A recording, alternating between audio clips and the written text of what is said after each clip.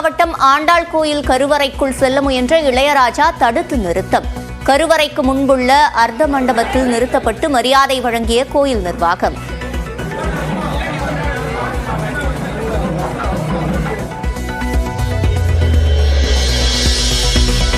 உற்சவர் இருப்பதால் அர்த்த மண்டபத்தையும் கருவறையாகவே கருதுவதால் யாரையும் அனுமதிப்பது இல்லை. ஆண்டாள் கோயில் நிர்வாகம் விளக்கம்.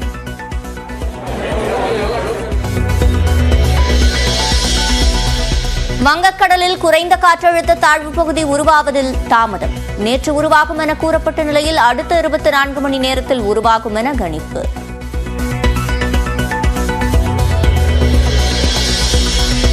நாகை, திருவாரூர், கடலூர், மயிலாடுதுறையில் நாளை மிக கனமழைக்கு வாய்ப்பு. செங்கல்பட்டு, திருச்சி உள்பட 8 மாவட்டங்களில் கனமழை பெய்யக்கூடும்.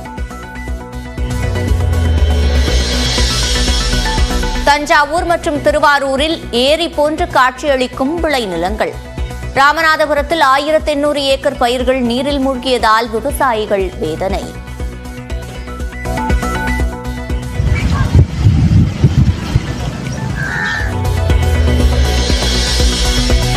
கனமழையால் பாதிக்கப்பட்ட தூத்துக்குடியில் மீட்புப் பணிகள் தீவிரம்.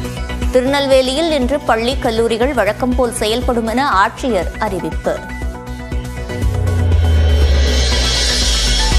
200 தொகுதிகளில் வெற்றி என்ற திமுகவின் கனவு பலிக்காது என பொதுக்குழு கூட்டத்தில் எடப்பாடி பழனிசாமி பேச்சு. மக்கள் விரும்பும் கூட்டணியை அமைத்து பெரும்பான்மையான இடங்களில் அதிமுக வெல்லும் என்று நம்பிக்கை.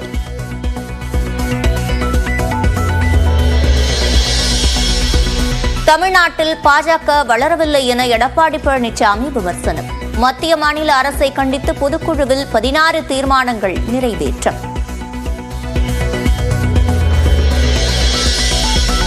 எடப்பாடி பழனிசாமியின் துரோகத்தை மக்கள் மறக்கப் போவதில்லை என RS பாரதி கண்டனம். அதிமுக பொதுக்குழு சண்டையில்லாமல் நடந்ததே பெரிய விஷயம் என MP கனிமொழி விமர்சனம்.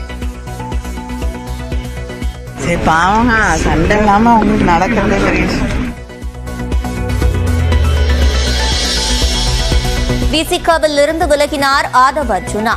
எத்தகைய ஆற்றல் படைத்தவராக இருந்தாலும் கட்சிக்கு கட்டுப்படுவது அவசியம் என திருமாவளவன் கருத்து.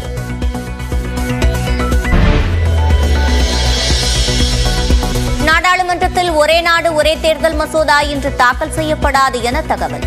துணை மானிய கோரிக்கை மீதான வாக்கெடுப்பு நடைபெறும் என மக்களவை செயலகம் பட்டியல்.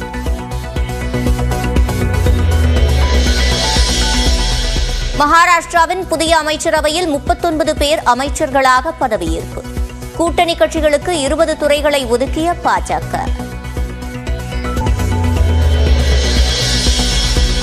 மூன்று நாள் பயணமாக இந்தியா வந்துள்ள இலங்கை அதிபர் அனுரகுமார திசநாயக்க குடியரசுத் தலைவர் மற்றும் பிரதமர் மோடியை இன்று சந்திக்கிறார்.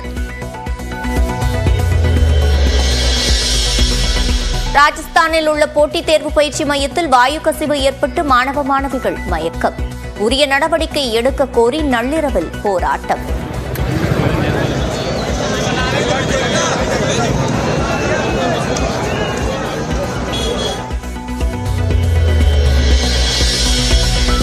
புதுச்சேரி அரசுக்கு சொந்தமான உணவகத்தை விலைக்கு கேட்கவில்லை என விக்னேஷ் சிவன் விளக்கம். தனது மேலாளர் அமைச்சருடன் பேசியது தவறாக புரிந்து கொள்ளப்பட்டதாக இன்ஸ்டாகிராமில் பதிவு.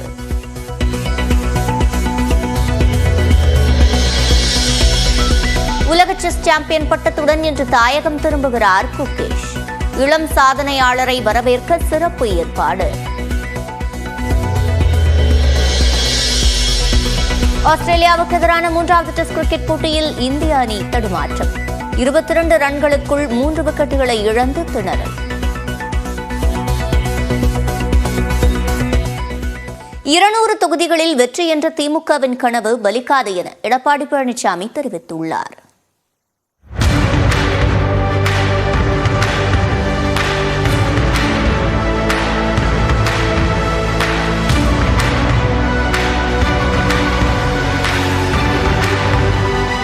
அதிமுக பொதுக்குழு மற்றும் செயற்குழு கூட்டம் சென்னையை அடுத்த வானகரத்தில் நடைபெற்றது. கூட்டத்தில் உரையாற்றிய அதிமுக பொதுச் செயலாளர் எடப்பாடி பழனிசாமி அதிமுக ஆட்சியின் போது நிறைவேற்றப்பட்ட திட்டங்கள், சாதனைகளை எடுத்துரைத்தார். அதன்பின் ஆட்சிக்கு வந்த திமுக தேர்தல் நேரத்தில் அறிவித்த வாக்குறுதிகளை நிறைவேற்றவில்லை என்று குற்றம் சாட்டினார். வரும் சட்டமன்ற தேர்தலில் 200 தொகுதிகளில் வெல்வோம் என திமுக பகல் கனவு காண்பதாக கூறினார். இன்னொருவரும் திமுகவில் இருக்கிற குடும்ப உறுப்பினர் திருமதி கனிமொழி அவர்கள் சொல்றாங்க, இருமாப்போடு சொல்கிறேன், இருமாப்போடு சொல்றாங்களாம் திருமதி கனிமொழி 200 இடத்துல வெற்றி பெறும். ஏதோ கனவுல வந்திருக்கோம், நனவாகாது. திருமதி கனிமொழி அவர்களே, கனவில் உங்களுக்கு வந்திருக்கோம், நனவாகாது. நீங்க 200 தொகுதி சொல்றீங்கல்ல, அது அதிமுக கூட்டணிக்கு பொருந்தும். குடும்ப ஆட்சிக்கு முற்றுப்புள்ளி வைக்கும் தேர்தலாக 2026ஆம் ஆண்டு தேர்தல் அமையும் என்று நம்பிக்கை தெரிவித்தார். திரு கருணாநிதி குடும்பம் என்ன மன்னர் குடும்பமா? மன்னர் ஆட்சியில் தான் மன்னருக்கு பிறகு அவருடைய மகன் முடிசூட்டிக் கொள்வார், அதுக்கு பிறகு அவருடைய மகன் முடிசூட்டிக் கொள்வார். அப்படித்தான் திரு கருணாநிதி இருந்தார். அவர் மறைவுக்கு பிறகு திரு ஸ்டாலின் முடிசூட்டிக் கொண்டார். இப்போ ஒரு வாரிசை கொண்டாந்து முடிசூடுறதுக்கு துடிக்கிறார். 2026 அதிமுக ஆட்சி மலரும்.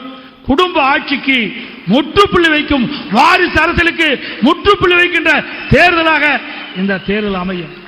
2026ஆம் ஆண்டு தேர்தலில் அதிமுக தலைமையில் பிரம்மாண்ட கூட்டணி அமையும் என்றும் பெரும்பாலான இடங்களில் வெற்றி பெற்று ஆட்சி அமைப்போம் என்றும் அவர் நம்பிக்கையை வெளிப்படுத்தினார். பாரதிய ஜனதா கட்சிக்கு இன்றைக்கு கூடுதலாக வாக்கு கிடைக்கணும் இல்லை, தெளிவாக சொல்கின்றேன். 2014 அப்பொழுது பாரதிய ஜனதா கூட்டணி 18.80 ஓட்டு வாங்கினாங்க. அந்த கூட்டணி 18.80 கூட்டணி. 2024 18.28% தான் இன்றைக்கு வாக்குகள் பெற்றிருக்கிறாங்க. அப்படி பார்க்கும்போது 6% வாக்கு குறைவாகத்தான் அவர்கள் பெற்றிருக்கிறார் என்பதை நாம் எண்ணி பார்க்க வேண்டும். அதைத் தொடர்ந்து பல்வேறு விவகாரங்களில் மாநில அரசை கண்டித்தும் மத்திய அரசை வலியுறுத்தியும் 16 தீர்மானங்கள் நிறைவேற்றப்பட்டன. அதன்படி பெஞ்சல் புயலை எதிர்கொள்ள எந்த முன்னெச்சரிக்கை நடவடிக்கையும் எடுக்கவில்லை என்று திமுக அரசை கண்டித்து தீர்மானம் நிறைவேற்றப்பட்டது. ஃபார்முலா 4 கார் பந்தயம், பேனா சிலை வைப்பது என மக்கள் வரிப்பணத்தை வீணடிப்பதாக கூறி திமுக அரசுக்கு கண்டனம் தெரிவித்து அதிமுக பொதுக்குழுவில் தீர்மானங்கள் நிறைவேற்றப்பட்டன. தமிழ்நாட்டிற்கான நிதி பகிர்வை பாரபட்சமின்றி வழங்கிட மத்திய அரசை வலியுறுத்தியும் தீர்மானம் நிறைவேற்றப்பட்டது. தமிழ்நாட்டில் சட்டம் ஒழுங்கு, போதைப் பொருட்கள் நடமாட்டம், விலைவாசி உயர்வு, மின்கட்டண உயர்வு உள்ளிட்டவற்றை கண்டித்தும் தீர்மானம் நிறைவேற்றப்பட்டது. டங்ஸ்டன் தொழிற்சாலைக்கான ஒப்பந்த ஏலத்தை தடுக்க தவறியதாக திமுக அரசை கண்டித்தும் மதுரை மாவட்டம் மேலூரில் டங்ஸ்டன் ஆலை அமைவதை கைவிடுமாறு மத்திய அரசை வலியுறுத்தியும் தீர்மானம் நிறைவேற்றப்பட்டது. எடப்பாடி பழனிசாமியின் துரோகத்தை தமிழ்நாட்டு மக்கள் மறக்கப் போவதில்லை என RS பாரதி கூறியுள்ளார். அதிமுகவின் கட்டுக்கதை மற்றும் கண்டன அறிக்கைகளை மக்கள் நம்ப மாட்டார்கள் என்று திமுக அமைப்பு செயலாளர் RS பாரதி தெரிவித்துள்ளார். RS பாரதி வெளியிட்டுள்ள அறிக்கையில், அதிமுக செயற்குழு மற்றும் பொதுக்குழுவில் திமுக அரசின் மீது சில கண்டன தீர்மானங்களை நிறைவேற்றி அதன் மூலம் களங்கம் சுமத்துவிடலாம் என்று கற்பனை கோட்டையை எடப்பாடி பழனிசாமி கட்டியிருக்கிறார் என்றும் கூறியுள்ளார். பெஞ்சல் புயலால் பாதிக்கப்பட்டவர்களுக்கு உடனடியாக நிவாரணம் வழங்கப்பட்டுள்ளதாக கூறியுள்ள RS பாரதி, அதிக மழை பெய்தபோதும் ஏரி குளங்களில் நீரை தேக்கி மழைநீர் வீணாவது தடுக்கப்பட்டிருப்பதாகவும் தெரிவித்துள்ளார். டங்ஸ்டன் சுரங்கத்திற்கான அனுமதியை கொடுக்க காரணமே அதிமுக தான் என்றும், தற்போது மறைமுகமாக பாஜகவோடு கூட்டணியில் உள்ள அதிமுக மத்திய அரசின் மக்கள் விரோத செயலை கண்டித்து ஒரு வார்த்தை கூட கூறவில்லை என்றும் கூறியுள்ளார். அதிமுகவின் கண்துடைப்பு கண்டன கதைகளை தமிழ்நாட்டு மக்கள் துளியும் நம்பப் போவதில்லை என்றும், பழனிசாமியின் துரோகத்தையும் மறக்கப் போவதில்லை என்றும் RS பாரதி காட்டமாக விமர்சித்துள்ளார்.